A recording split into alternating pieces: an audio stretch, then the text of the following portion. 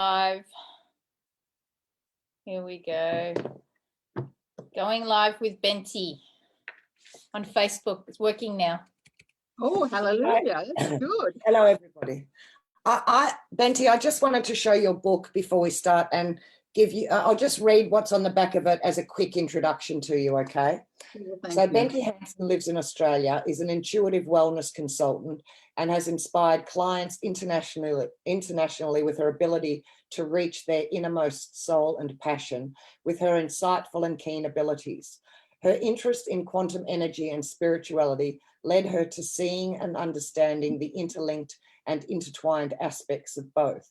This fascination has been sparked by her ability to access the subtle etheric energies and from there to explore the real potential and depths of the human experience. So I met you, Benty, at Uluru at the end of 2020 when we were up there for we were there for the Consciousness Conference, and we met you. It was the summer solstice, and there was a what was it called? Ceremony, which you were there for. So I just happened to meet you through a friend, and I just felt an instant connection with you. And as you and I both know, we shared an experience at the Uluru airport on the way out of town, which blew my mind and expanded my experience on this planet. So I thank you, Benty, and I welcome you to the Echo Chamber, and I'm so happy to introduce you to Bella. And we met very briefly at the airport. Oh, yes. Look, there was so much happening at that stage, at that time. So thank you for inviting me on. I feel very honoured and very blessed, seeing as I'm pretty much retired from all of this stuff. But as you know, you never retire, never, ever. It just sort of gets you, I don't know, no matter where you go, you see and you feel things, and you have these experiences. For me anyway, it's always about energy. And may I start off? I'd like us just to have a dialogue, if that's okay, and you can ask me questions as well, because I don't know everything, but I've been on this journey for about 30 years, and I've had experiences that most people will never have in their lives. So, but most people at the moment are very curious as to what's going to happen next. And there's almost a fixation on, well, who's doing what, and when are things going to be right again? And on top of that, you have all the doomsayers, the ones who are saying, oh, we're heading right down the toilet and things are going to be really bad. And I always get information from the other side. And this came through the other day, loud and clear. Do you mind if I share it? Please share. Yeah, and it's a very brief message, but it was very loud in my ears. And it started off, after March into early April, there could be instability and unexpected shifts and changes globally. Now, one thing I've learned is that when this sort of information comes in, you don't necessarily rely on the time frame that's given, okay? But this is the next sentence that came through, which I found really interesting. Some will earn their merit joyfully, while others will quake in fear. Think about it. These are not that in that sentence in particular is not the way that I speak. Okay. Yeah. Who do you think this is coming from, or do you know? Oh, I do know. I'm not into what I call this the new age psychobabble. I'm not into all love and light and all of that sort of stuff. I'm more into the extraterrestrials, because they've been with me since I was a young child, and they're the ones that I've learned so much from. So that came from them, because years ago they basically told me not to read other people's work and to not go to classes. But basically everything that any of us ever need comes from within. And, when you get that sort of guidance, you sort of learn to trust what comes through and to have discernment. But I love that sentence. Some will earn their merit joyfully, while others will quake in fear. So what that sort of tells me is that it's the old saying, as you sow, so you reap. So what you've been giving out, what you've been giving out to others throughout your life is going to come back, you know, maybe tenfold or 100-fold times. Wouldn't that be beautiful? You Yeah, know, somebody asked me once, Benty, what would you you know, what if you were to die tomorrow, what would you like to be remembered as? And I said, I just want to be the person that once you've walked away from our conversation or experience together, that you felt better for it. So hopefully I'll be welcoming in with joy. Oh, I know I will, actually. No, there's no. That is just beautiful. Now, in our brief email or communication or on social media, Jane, you mentioned that we really needed to talk about what's coming up in terms of focusing on the positives. Is that right? Is that what you're still interested in doing? Always. Oh, I mean, we can just go with the flow here. That's fine, Benty. We just want to introduce, or we just want to connect with you because you're just so fabulous. So let's just see where it goes. But I'm always happy to focus on. We have to focus on the positive outcome. Otherwise, what are we here for? Hey, I have a question. I want to backtrack a little bit. Sorry. I'm very intergalactic and very ET. So I'm curious, if I may, to ask if there's any particular beings who have been with you, any particular star race that you communicate with. Yeah, okay. When I was very, very young, I astral traveled all the time. And I was always with my astral beings, you know, my ET friends. And they would take me right up into the cosmos. And they would explain all of this beautiful stuff. But by the same token, they would also take me to a place that I identified as being hell. Nowadays, I recognize that as the dumps, the underground tunnels. They were taking me everywhere. Okay. Wow. Yeah. And I've never forgotten the many images and the information they gave me about that sort of thing. Because in my young mind, I saw that as hell, a horrible place where there was so much blood and human suffering and so much torture. And there were layers, there were, you know, like levels, floors, different stories. Yeah. So even as a young child, I was getting that education from them. And then I closed down because it wasn't normal to be like that. I closed down for about 36 years. And when they came back in, I heard the voices again. It was like a great big reunion. And I spent about 10 years working with different entities, a whole mix of them. But in 2000, the Arcturians came in, and they came into my healing room and they offered to be my teachers. And they said, this is all telepathic, please, you know, and I saw them very clearly. Before that, I had seen so many of the different ET types. And anyway, they offered to be my teachers, but they said, no books, no classes, we will teach you. And they were the ones that got me interested in the energy and the vibrational side of things, quantum sciences. I've also been a clear channel for a whole lot of different species or races, including the Pleiadians. Currently, I'm working with some 12th dimensional beings, not from our universe, not from our galaxy. They are what I would call the snake people.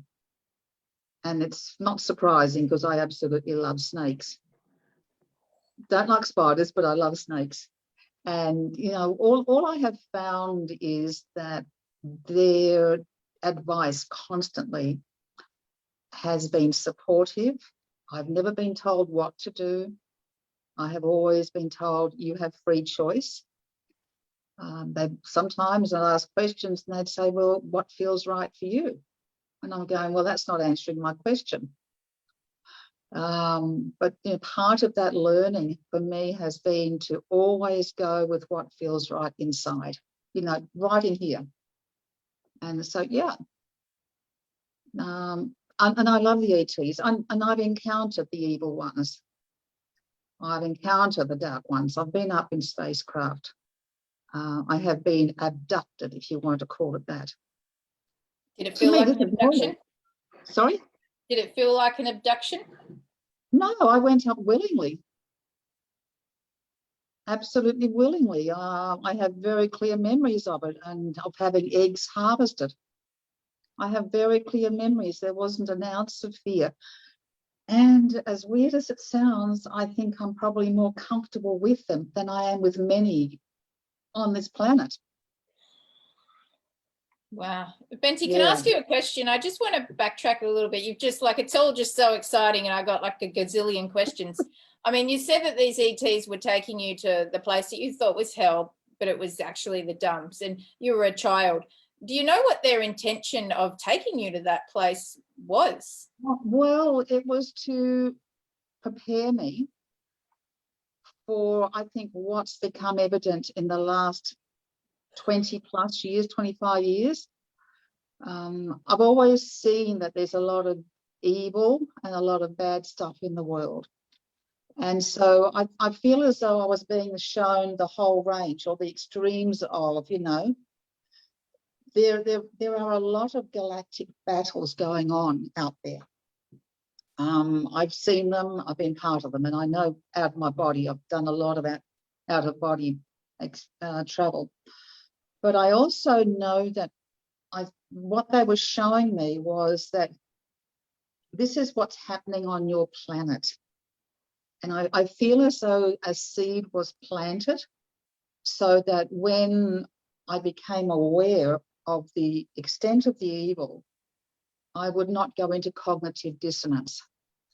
And in actual fact, I moved to the US in 2002. And I lived there for quite a number of years. And it was there I got to really learn about what goes on in the world. I learned all about the MK Ultra, and I met people who were under that program. I've met people who have been sex trafficked. I've hosted radio shows where I've interviewed people, and the most interesting conversation has been off air, because there are things you cannot share on air. So I really feel that was the reason I saw the difference between really good stuff and the really awful stuff, was to be prepared for this time and to be able to help people in any way that I can, just like all of us who are waking up, doing our best to be a support for those who could go into shock once they realise the extent of the evil that's been going on the planet. Have you been shown what's been happening over the last few years underground? Are you aware of, I know that you're aware, but have you been shown as well what's sort of going on? No, and if I may go into a little bit of a story now, if you don't mind, and this is going to take a little bit of time. You can jump in at any stage, please. It was in 2007. I was having some acupuncture, and a friend of mine was doing it, and she's a trained shaman as well. And I felt this energy go whoosh right into my solar plexus. And I'm lying there with needles everywhere, and I thought I was having a good experience. And this energy comes into my solar plexus and stays there, and I'm going, oh, what the hell is going on? Of course, I couldn't move too much because of the needles. And my friend Sherry has glasses on. I'll never forget this. She lifts the glasses up and looks, and she said, that's Edgar. And I'm going, who? Edgar Casey. I'm going, what the hell is he doing? And she said, oh, well, he comes to me a lot. He comes to a lot of people, so he's there. So I was living in Seattle at the time, but that little energy stayed within me for a good 4 years. And I moved to New York not long after that incident. And the energy stayed as a 30-centimeter filament of energy down the spinal column, or the kundalini of my back. Okay. So I asked all sorts of questions. As you can no doubt imagine, oh my God, I've got an alien energy taking over me. It's, you know, it was an aspect of the soul that embodied as Edgar. I ended up doing deep trance channeling to groups and audiences on the East Coast of the US, public ones. I had no idea of what I was going to say. And sometimes I'd be in a deep state for 90 minutes or longer, would take questions from the audience. They would be answered. And it wasn't until I went back and transcribed what had occurred that I actually knew what had been said. You know, and you've had Heather and Louise on, you know, and I really respect Louise for doing that deep trance channeling, because it's really hard on the physical body. So why did the energy of Edgar come in?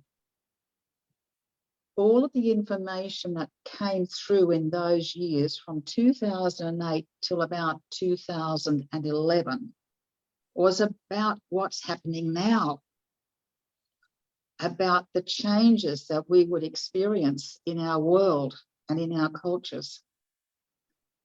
And he used two words that I really found very interesting. The first one was deconstruction, and the second word is reconstruction. Basically to mean that we are deconstructing all of the systems. And this is the process that you can see happening now.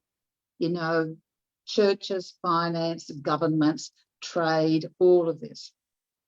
And from that, we have to reconstruct. He did say that there would be a lot of deaths in the process. In other words, a lot of souls would not be able to deal with the high frequency energies that we're experiencing. So there would be a lot of deaths, but there would also be a lot of changes in the medical industry. You know, it would go back to being a natural form of medicine, a natural form of teaching. We would go and move away from the cities into more community-oriented lifestyles. And, you know, this is all information I got before 2012. And I actually published it in a book called Edgar Speaks, which sold in the States, yeah. So I'm really excited about what I see happening in the world now, because I know where we're going. Where I feel really sad is watching the way that people are dealing with the changes. We literally have to change on every level. And I think one of the toughest challenges, and you may or may not agree, is us being able to say, it's okay. I realise, you know, people are in fear. I realise people are going to lash out, and all of their deep-seated stuff is coming out at this time. But it has to, because if we're going to go into a process of reconstruction, everything that we've believed and known or held on to has to be somehow or other go through a process of metamorphosis. It has to go through a process to come out the other side where we are cleaner on the inside and no longer controlled by forces outside of ourselves. But not only that, but also we let go of the programming and the beliefs and the conditioning that we have. Well, I'm just wondering, if it took Edgar 4 years living inside your Kundalini to give you this information, I wonder how long it's going to take to actually go through the metamorphosis. Well, it will take. He used to say about a generation. So how many years is that? Is that 20 years? I don't know. I think they call it. I think they say it's sort of every 10 years, but I mean, who knows what? That's someone's timeline judgment on it. Yeah, he said it wouldn't happen immediately. It would be a process. I mean, it's already the deconstruction is well underway. And Yeah. some businesses and some paradigm things are already in the reconstruction process. I mean, but when it comes to the medical system, the education system, that's got a lot of deconstructing, the financial system before the rebuild. Yeah. And it's going to take as long as it's going to take. Yeah, it is. But I also believe, and I get this because I used to have Edgar yammering in my ears at night when I'd be ready to go to sleep. And I'd say, look, I really need some sleep. And he'll say, but you'll listen to me now. You're busy, he would it was just like having a dialogue or conversation with someone. I've got this voice in my ears. And the language that was used was very quaint. It was typical of the language that was used when he was alive. And he died, I think, 44 or 45. I knew nothing about him. Was he a poet, or am I getting confused? No, he was an ordinary guy who had some visitations from non-physical beings. He called them angel. And he became known as the sleeping prophet. Right.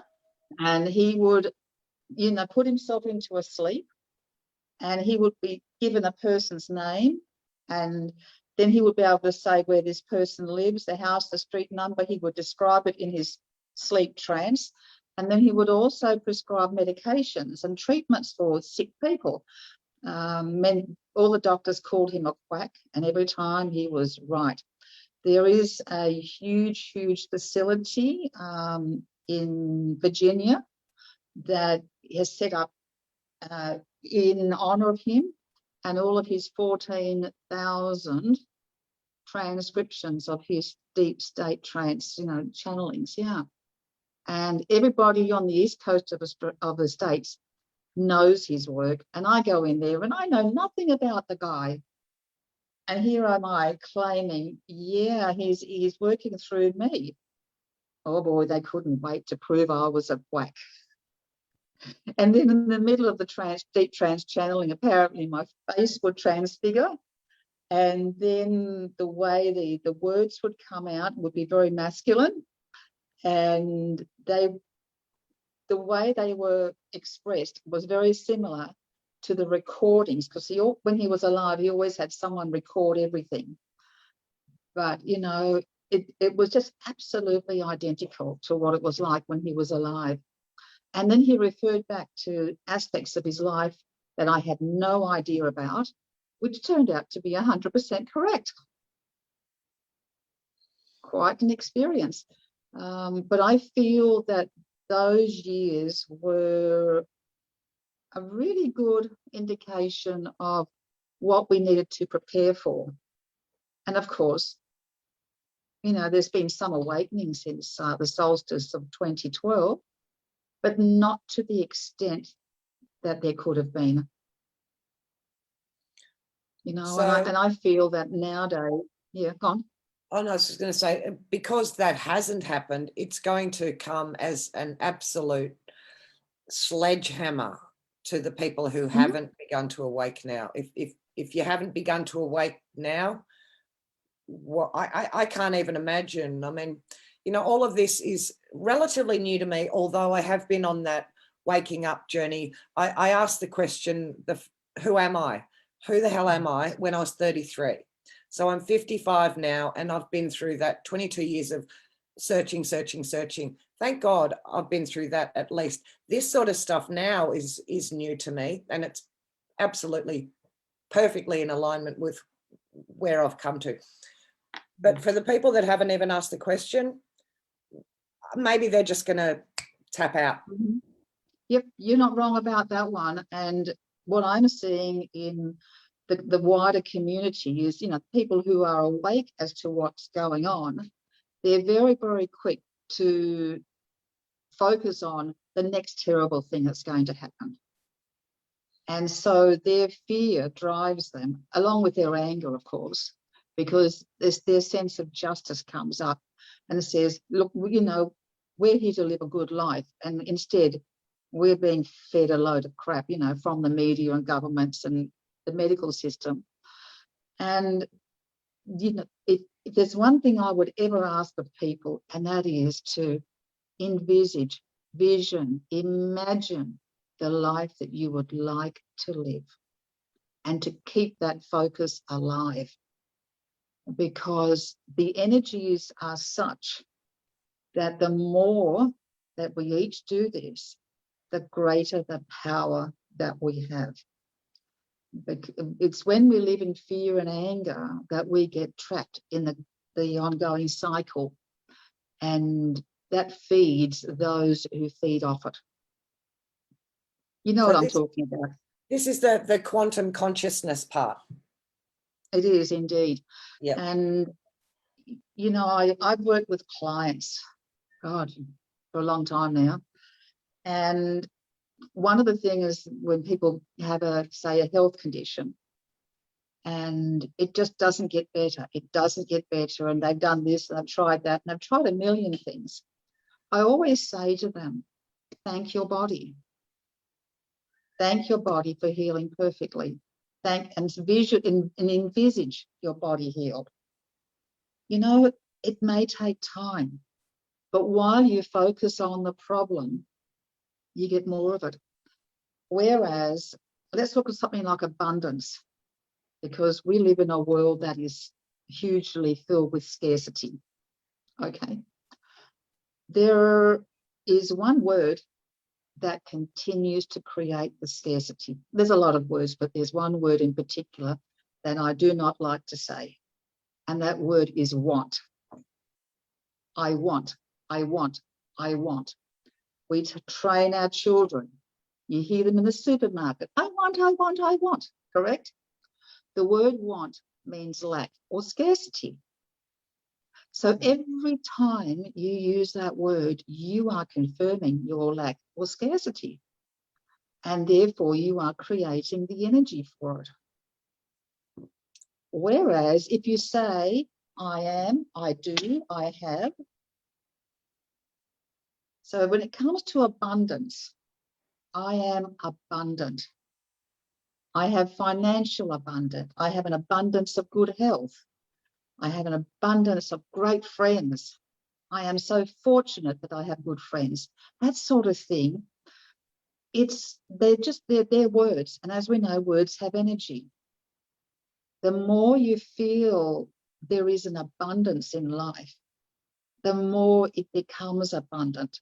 You may have the same amount of money as always.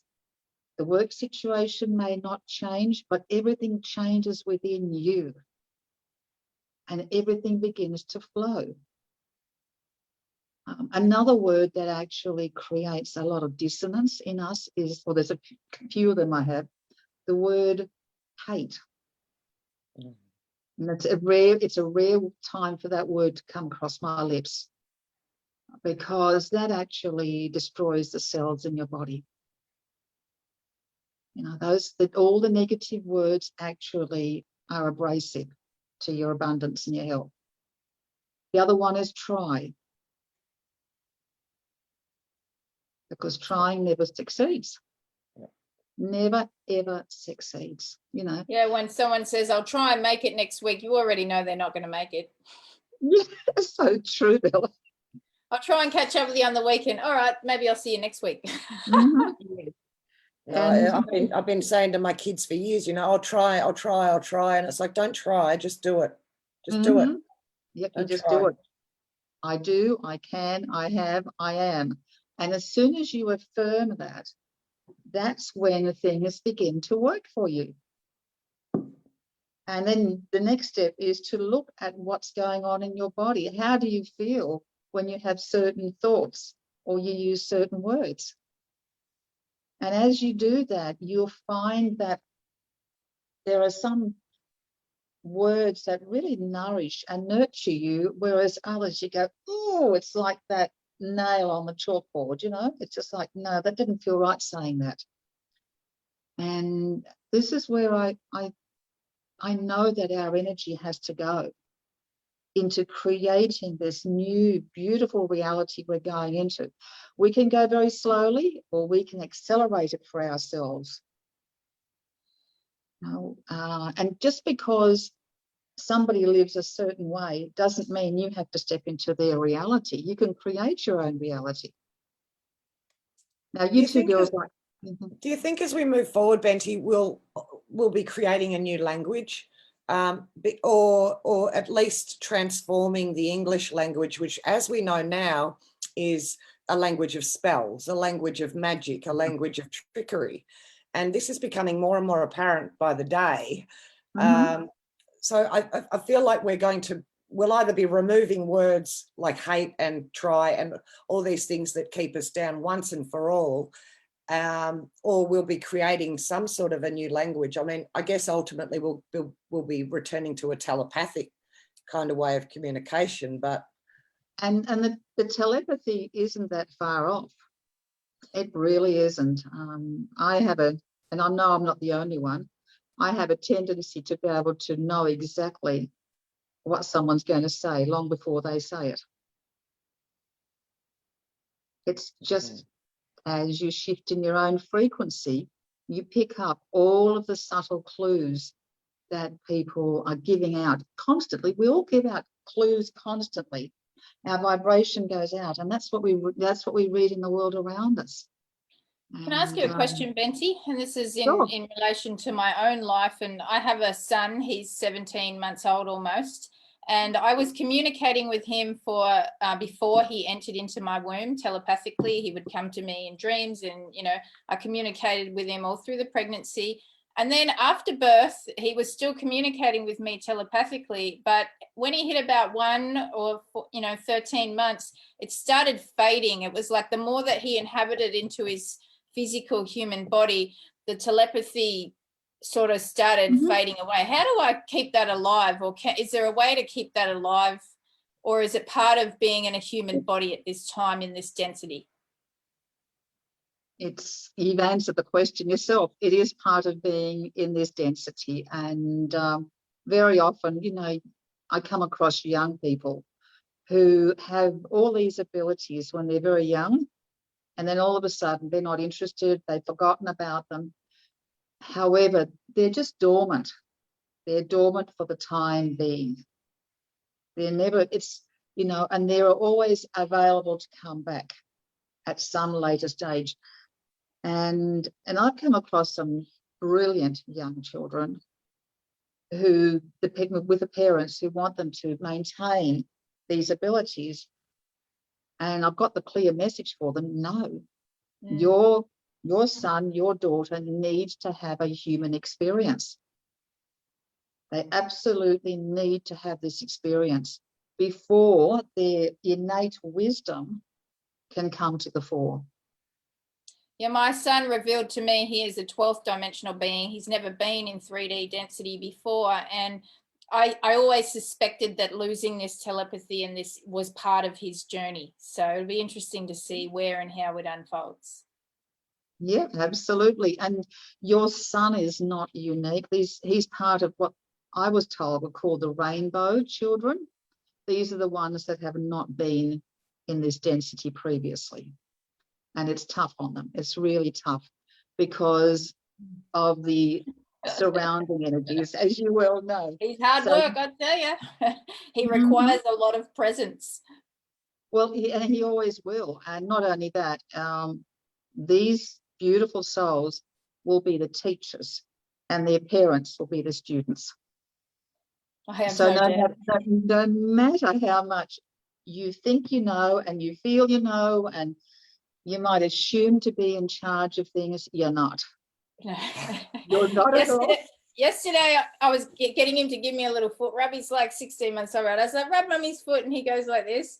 And he did it for like 2 seconds. And he stopped. I'm like, come on, rub my foot. And he did it for like 3 seconds. And I'm like, oh, come on. He went, no. And he stomped his little feet on the ground. And I was like, okay, no more feet rubbing. Oh, boy.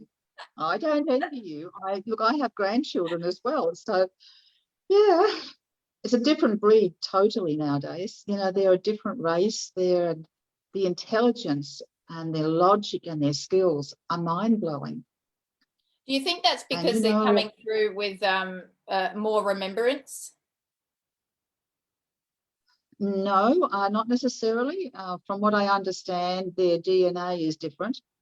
There are variations in the DNA, and people of my generation, because I'm in my 70s, okay, so I don't, deny my age. I won't attempt to say I'm younger than what I am. But in my generation, you had the double helix strand of DNA, and then there was all of that junk DNA, which gets activated and expands as you expand your consciousness.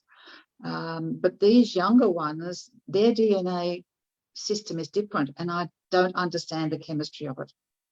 Chemistry and deep science is not my thing, okay? But because of the differences in their DNA, they should be less susceptible to bacteria, viruses, and pathogens.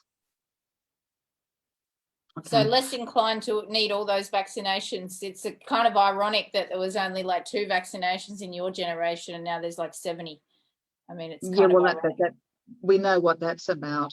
But these children do really well on natural therapies, herbs and all of that sort of thing. Anything that aligns with nature. Homeopathy is another one, as you're probably well aware. A lot of the third density medications and treatments are very primitive. Let me put it that way. They're extremely primitive and hugely damaging to the highly sensitive natures of these younger systems. And the other thing that I have learned after doing all of these years of being a channel is that I needed to, excuse the language here, ladies, I had to learn how to clear out my shit. All of my crap, all of my third density belief systems, all the programming, all the wounds, all the hurt. And I hear people talking about, we're going to go to fifth density consciousness. I know for a fact that until people actually do their inner work, they're always going to be struggling, always, okay? So as you do your inner work, and your own frequency, your own vibration shifts, then your body becomes very sensitive to a lot of the third density foods, medical system, lifestyle. I bet you two don't do really well with alcohol anymore, do you? I never have. I can enjoy a glass of wine, but I've learned, because I used to be a really big drinker back in the days. Now I know that after 2 glasses of wine, and that might be once a month with friends, that's enough. That's enough. I don't need any more than that. Yep. But but when you were in a different space and time, you probably could have had a lot more, and you would have been, you wouldn't have noticed it. Benty, I used to drink grown men under the table. I was a very good drinker. I was. I can believe it. I can actually believe it. Not me. I'm 2 glasses guaranteed hangover. Whereas I don't touch the stuff. I can no longer even touch coffee. I'm down to decaf, about 2 cups a week, and that's it. I'm with you, Benty. I kind of go between coffee and decaf, but coffee, I'm very sensitive. I could only have a really weak one. It makes like I said to Jade, look at my hand, and she's like, coffee's never done that to me. No, I love my coffee. Yeah, but you two, there's a bit of an age difference. Yeah, I'm 55. Bella is 43. 43. Still, it's not that much of an age difference, so it must be something to do with what you've come in with and what you've been carrying and what you've chosen to experience in this lifetime. Yeah. Now, Benty, we've spoken about this, about the, all the New Age gurus. And I mean, we know now that the New Age was set up as a psychological operation. We know that now. And we know that most of these gurus now have exposed themselves and the agenda that they've been playing into, which opens up a vast, well, for me, it opens up who are the teachers that are going to come forward? Or are we our own teachers? Well, there you go. All right. See, this is what I understand. And you have to remember that my perspective and understanding comes from my experiences, just like your perspective and understanding come from your experiences. Everything that we ever need to know is within us. And it comes to the fore when we are open and ready to receive it. You know, once you have that direct link to source and to universal consciousness, it's all there. We are not meant to look up to gurus. I'd like to talk about a very contentious subject, if I may, and this is my understanding, nobody else's, but I actually know a lot of people think the same way. I see a lot of people talking about this thing called God. God's in charge. God knows what to do.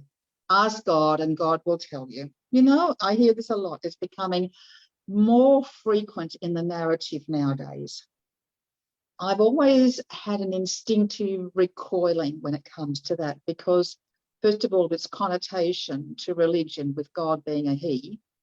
I didn't ever like that.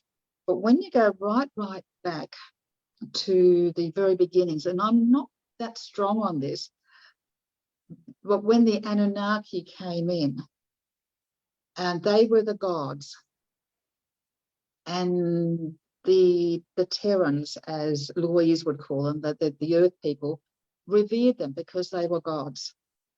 Okay, you know, am I making sense? In other words, they looked up to something that was outside of themselves. They believed that something outside of themselves had the answers. I would go so far as to say that's what I see happening today. God has the answers. Just ask God, God will tell you. And I just shake my head and I go, how are we ever going to become self-empowered?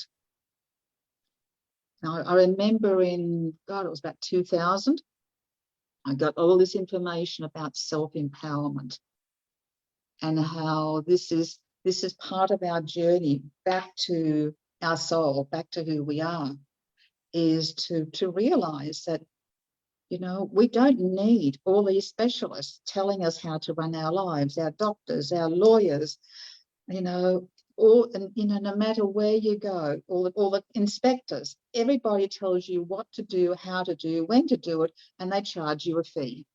And they are the experts. Now, when I was channeling the Arcturians, they actually stressed the fact that, you know, we got into these specialized fields. Let's just take medicine, where you've got you may have a virologist, you have an oncologist, you have an orthopedic doctor, you have a brain surgeon. They are all specialists in their field.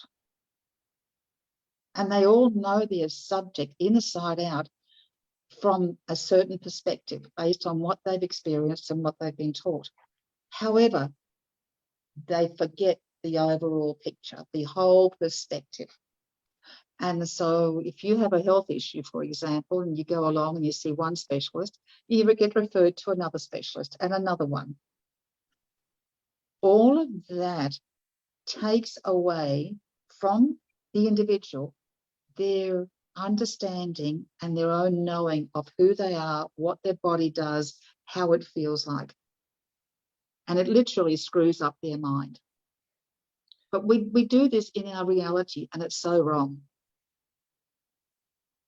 This has been the education system. This has been what we've been taught, that we have to have specialized fields, that we don't have the answers. It's always outside of ourselves. So this is a complete return to that going within and trusting source energy and trusting that we have the answers within ourselves. And gee, it's a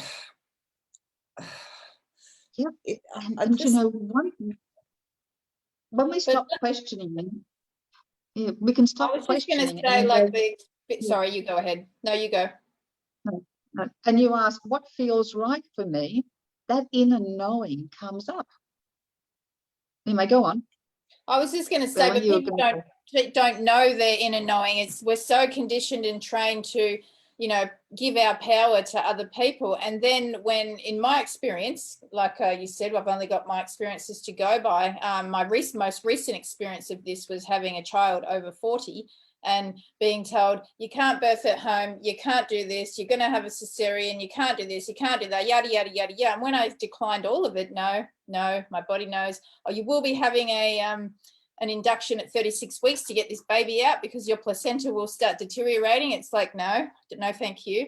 No, thank you. When I stood in my sovereignty and I said no, it was like I was rejecting them and their knowledge. And it's like, I'm not rejecting you and your knowledge. I'm trusting my own connection to myself and my baby. It's got nothing to do with you. But it was like I was the criminal. I was the bad person for declining those offers. Yep. And that's just an example and a very powerful one. And kudos to you, Bella, for doing that, because the more that we do this as individuals, that the more we can affect and create the changes that we need. We should be able to figure out our own estate planning. We should be able to figure out our own wills. We should be able to sort of choose who to go to for medical issues. If there are medical issues, maybe we can actually have some innate knowledge of how our body works and what to do. I have a granddaughter. She's a teenager, one of my granddaughters. She's a teenager now.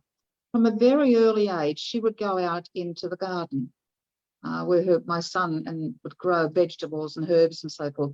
And then she'd start plucking one herb and eating a lot of it. A few years later, little months or years later, she'd be doing something else. She knew what her body needed. It's that simple. It's that simple. And this is where we are heading. We are going to go back and, into a lifestyle where we no longer pay people, huge, incomes and salaries to lead us astray so that they can profit off our misery. Because this is where we are now, isn't it? As a culture, it's a very miserable culture. And I didn't know how miserable it was. I had no idea. I mean, we were pretty lucky in Australia, right? We've always been, you're the lucky country. Okay, so we're the lucky country. We go along with that story.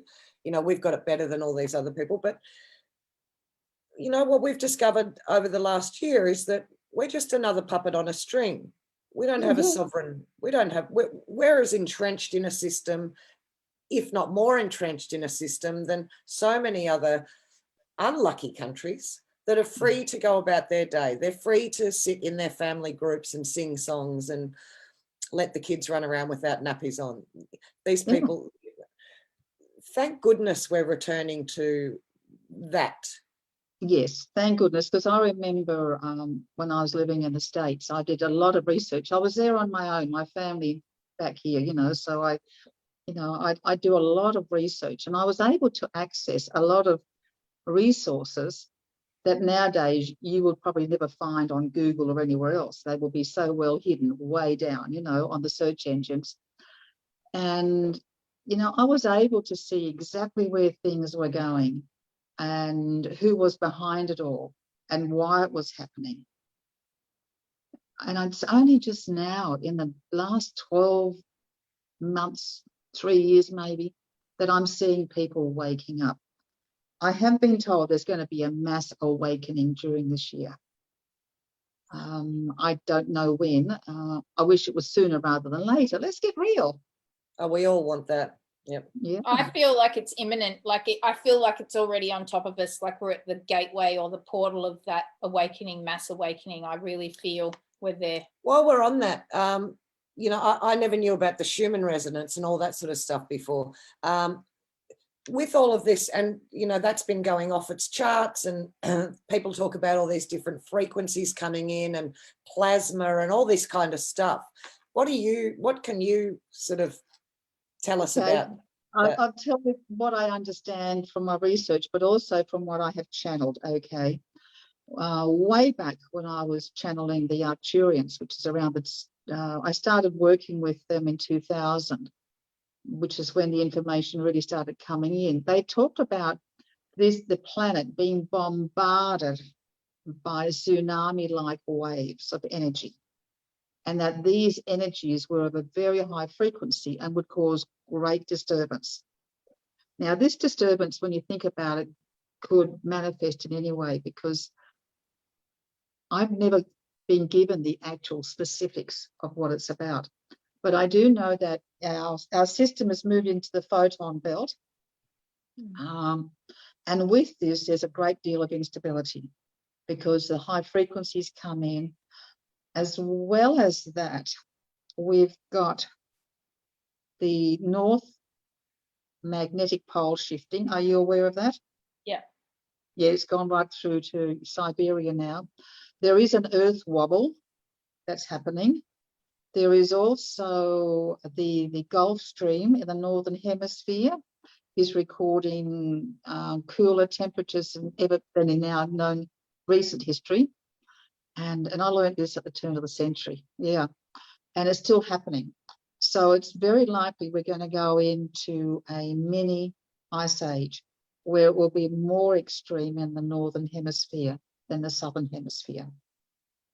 I've been getting some information that indicates there's going to be some kind of not a complete flip, but we are long overdue for it.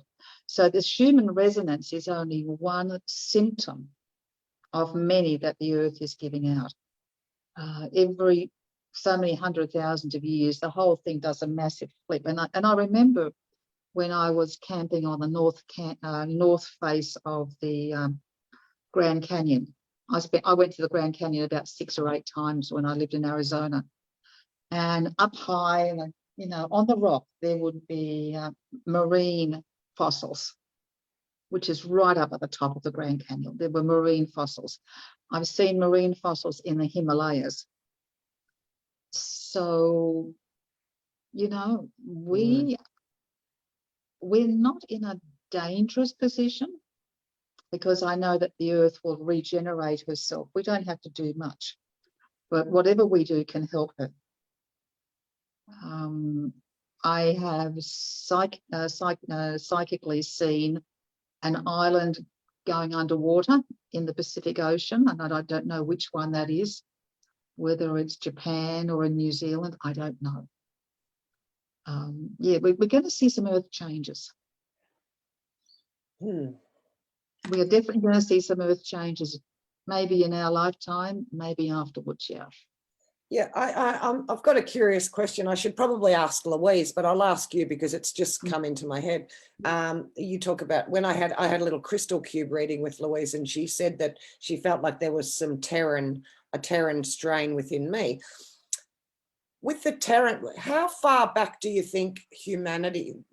When was the Terran race? How many years have we been here? I don't know. I just don't know. And I don't think that anyone is going to figure it out while we're still living in this consciousness that we're in. However, as more of us shift into that different state, in a higher level of consciousness and awareness, what happens then is that we are able then collectively to pick up on information that was not readily available to any one individual previously. You know about the 100th monkey, don't you?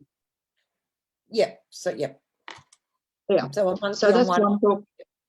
Go on. Yeah, all the monkeys in Madagascar, on the island of Madagascar, once they were trained a certain way, all the same species of monkeys everywhere else in the world could do the same thing without. Is that also called the Medusa effect?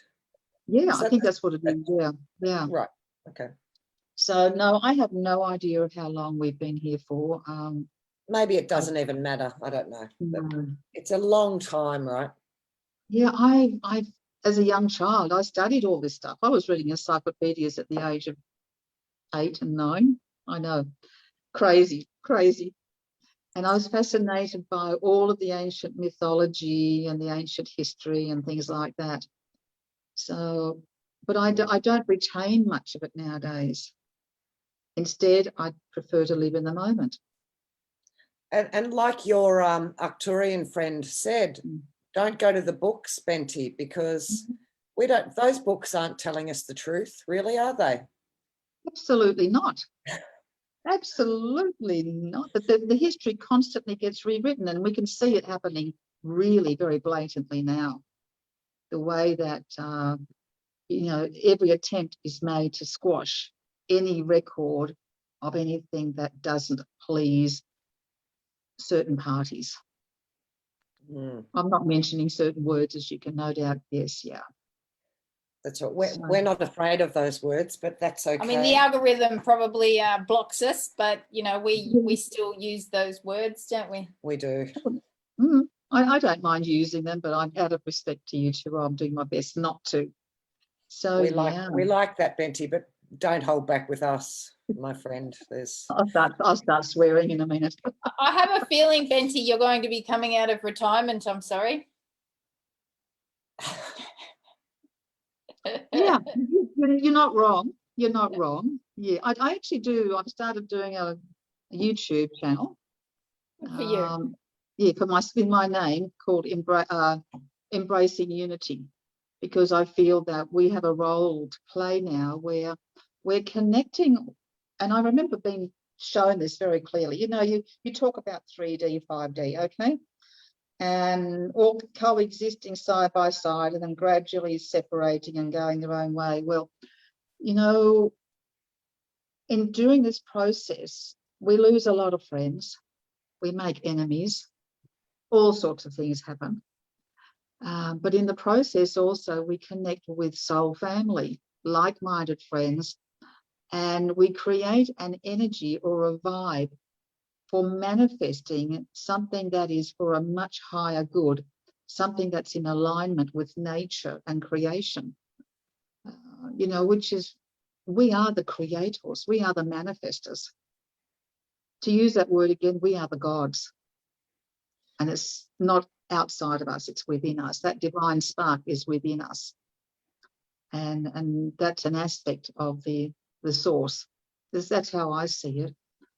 But I don't believe that we need to be bowing down and listening to the word of God up there, when in actual fact, when we come from the heart and we use our intellect and use our mind, we can really be very, very powerful.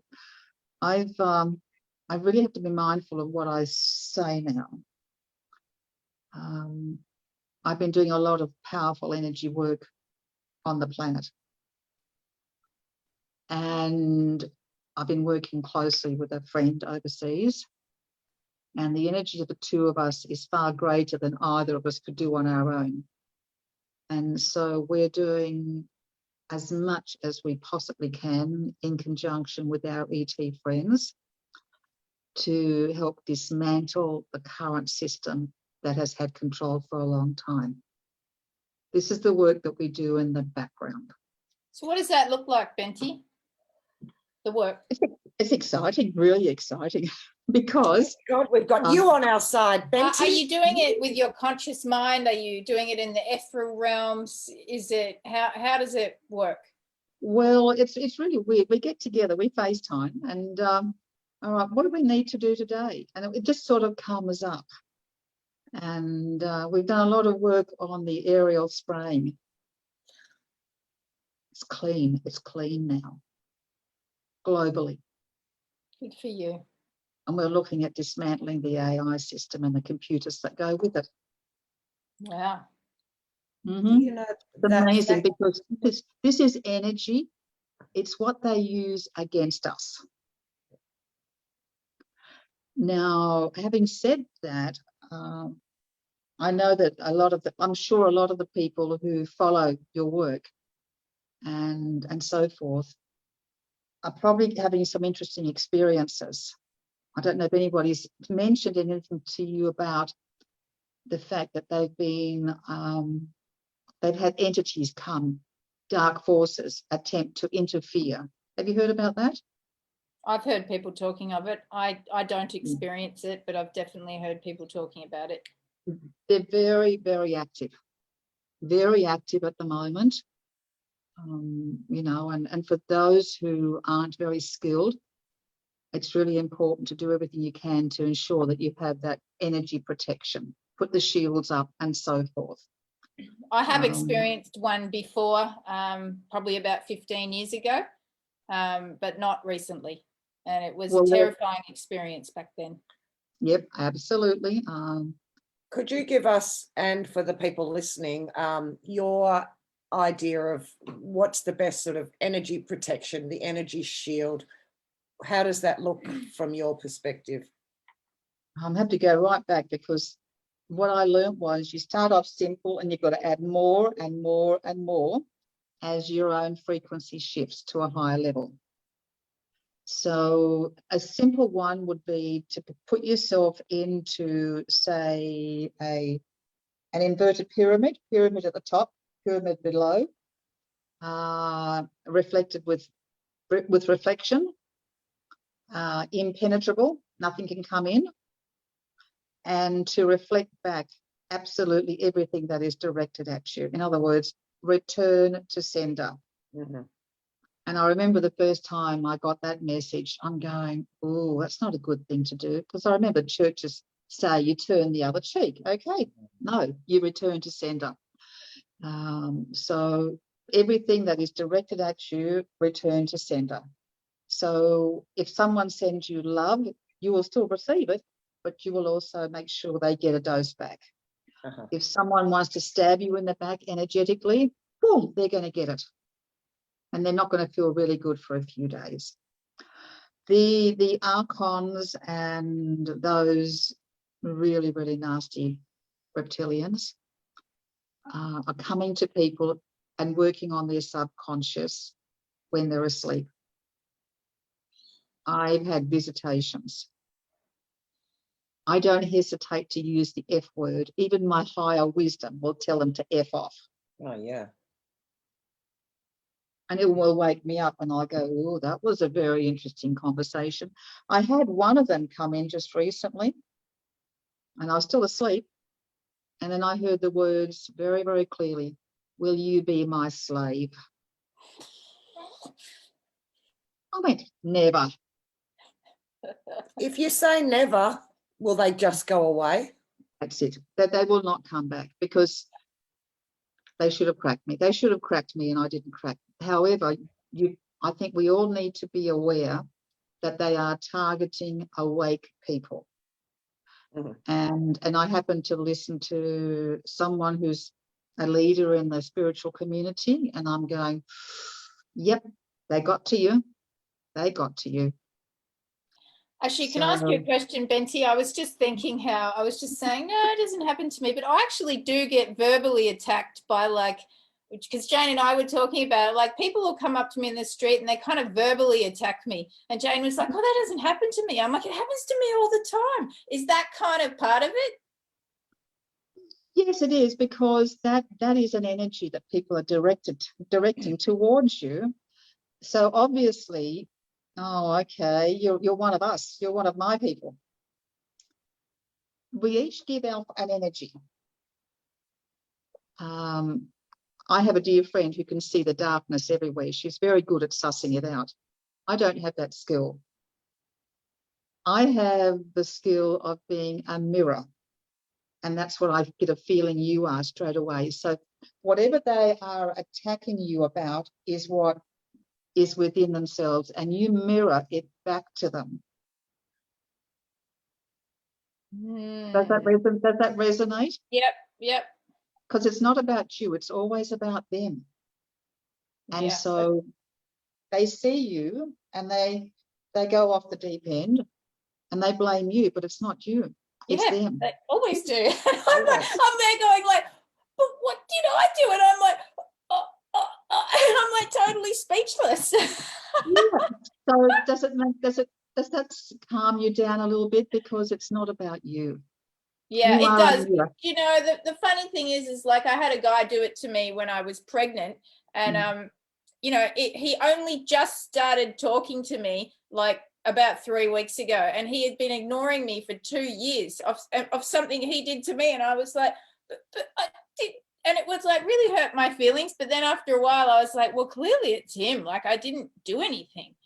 Yeah. Well, Is this like the Jungian, the shadow? So the shadow in Jungian work. yeah, Okay. yeah. I have lost long-term close friendships because of the mirroring effect. Mm. Yeah, me You know, too. it's not comfortable being a mirror Mm. because you question yourself. But what it does, it makes you go deeper within, and you ask, what do I need to look at within myself? Does what they say resonate? Is this about me or is it about them? Yeah, I've had Yeah. those conversations with myself a lot of times. But you have a beautiful energy, by the way, Bella. Thank you. Yeah, you're very highly aware. Yeah, you're very. You two have very different energies. We know. Are you aware of that? Oh, we're You're- aware that they're different. Like Jane and I, we're so so connected and so the same, but we're very different. And we're different in the way we deal with things and how we communicate with people. Jane's much nicer than me. Now, Jane is a beautiful soft. May I do this or not? Tell me to Yes. shut up if you like. Yes. Go for it. Your energy is really soft and gentle. Doesn't mean that you won't react, okay? Because I know that you're very strong within. But it's a very soft. It's like I'm seeing nature, soft nature around you. You know, like the little fairy gardens and all of that. Yeah. But Yep, that's Jane. But if you look at a fairy garden, you have to think that it's got to be very, very robust to survive the conditions. Mhm. And that's you. You've got something in you that's a really strong spirit. And people can be very fooled by you and don't realize what's inside, because of your very gentle nature. I bet animals love you, don't they? Yep. Yeah, absolutely. Yep. And Bella, yours is more of an extraterrestrial energy. It's got a crystalline sheen to it. Whereas with Bella's, I'm seeing soft pastels. Yeah. But with the crystalline energy, you don't break easy. And there are many facets to you. And I feel that you don't even know all your own facets yet. It's probably And true. I'm not intending to do a reading, but No, probably true. but it's so perfect seeing your two energies side by side because they are so different but complementary. Yep. We knew that. I even just like when Jane's having a conversation with someone and like I get fired up, but Jane's like, oh yeah, she meets the person heart to heart. I'm like, how the fuck does she do that? You do, you really do. Yeah, mostly, even mostly. if you disagree, you do it kindly.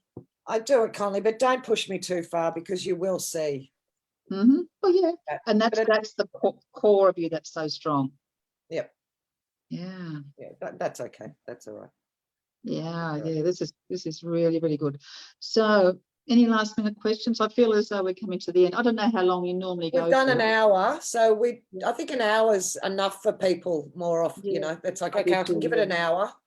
An hour's a good time, I think. Is there anything that you would like to add, Benty? Look, if I can just encourage people to step outside of all the dramas and look within. And to do the reflections on what they need to do for themselves in a way that is gentle and kind. We're in a world now where there's a lot of abuse, a lot of intolerance, and we need more gentleness, more kindness, but within that spine to be true to who you are, So yeah, let there be love. Let there be love. And can you just share with us again your YouTube channel if people are listening and resonating with what you're saying? It's called Embracing Unity. I haven't done much on it yet. That's okay, you're going to. Yeah, and my website is dynamicenergyhealing.net. Yeah. So that's you can't see that. Well, anyway, dynamichealingenergy.net. Dynamicenergyhealing.net. Yeah. Dynamicenergyhealing.net. And I do put out a newsletter occasionally. Guys, do yourself a favor and get onto this book because it's just beautiful. Benty is just the most beautiful soul.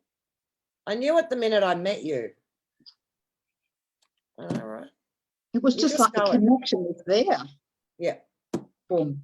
And A you put us beautiful onto lady. Heather and Louise, and we couldn't be more appreciative of that. Oh, they're gorgeous. I love those two ladies. I love those girls. I call them the girls. And we call them Louise and Thelma and Louise. Yeah. Well, let's hope they don't go driving off any cliff anytime soon, hey? No, those two have a really, they're really, really moving ahead fast. Look, they're amazing. We love them. Yeah. Yeah. We love them. And they're very, very busy, and their message is getting out there, which is awesome, because I love supporting people. I Me love too. seeing people shine, you know? Yep. Yeah. Anyway, Benty, it's been lovely to see you shine here with us today. Thank you very Thank much you for joining inviting- us. Thank you for Well, thank you joining for having- us. And Thank you. we look forward to catching up again soon. I have a feeling we'll be chatting again another time. Okay, lovely to meet you, Bella. All Thanks right. very much, Jane. Bye, Thanks, guys. Benty. Bye. Bye, Ciao. everyone. Bye. Thanks for joining us.